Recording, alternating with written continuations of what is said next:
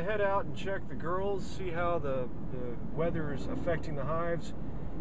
We should have already been over our main spring honey flow, and we want to go check to see if we need to put some more supers on or if the flow is over. And I'll probably go ahead and do a split on a hive or two, because the drought last year was so severe that it cut down our hive count in half, and it's affected the swarms this year as well, so I've not added very many swarms at all. And I think that pretty much sums up what we plan on doing today. And of course, when you get out there, you'll discover something bad that you have to fix. So we'll fix that too, whatever it's going to be.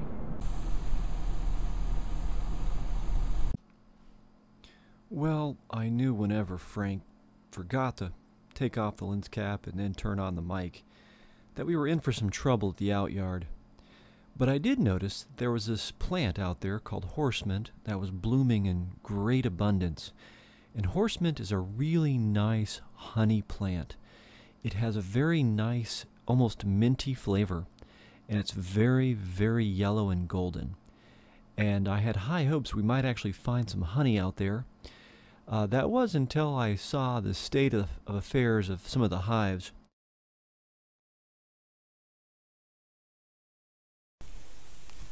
Okay, on this top bar hive, I want you to notice this was put together using nails. This is what happens to nails after about 3 or 4 years. See how it's separated here? And this is a working hive, but you see how it's pulled out? This is why you need to use screws to assemble all your top bar hives. This is a word to the wise. Okay, so what we've got is a top bar hive that is falling apart because the nails are pulling out. So the thing we need to do is fix it. The first thing we decided to do is to use one of the empty top bar hives I have out there and start transplanting the living top bar hive into the dead one. And somewhere in the middle of that, I think we emptied it out from the back to the front, and the hive actually tipped forward. As you can see, that wasn't a pretty sight, but we were able to recover it. And as long as we were transplanting the hive over, we did decide to go ahead and get some honey out of it. And I'll be darned if we didn't discover that there was a good bit of honey in that hive, as well as a decent amount of honey in the hive next to it, which is Bloody Mary, which is a very aggressive hive. It was so aggressive that the bees went after the camera guy, Frank, and they chased him hundreds of feet. And as you can tell, he wasn't terribly bright with wearing good protective clothing. He's wearing shorts, which he didn't get stung, but he got close to it.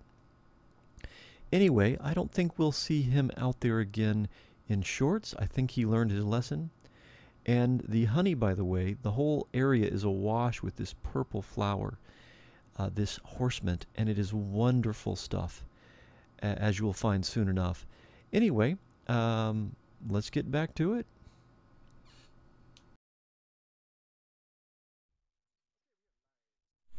The best honey you will ever have in your life is going to be honey fresh out of a hive, still warm at 95 degrees.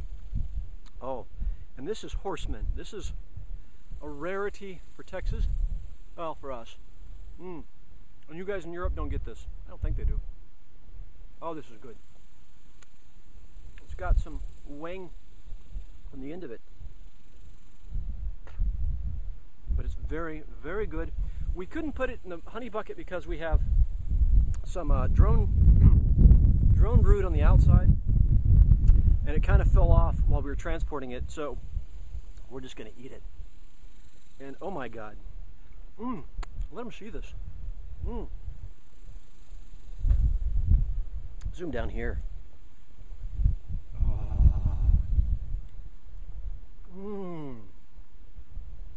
Sugar rush, dude. Woo! Yeah! That's good.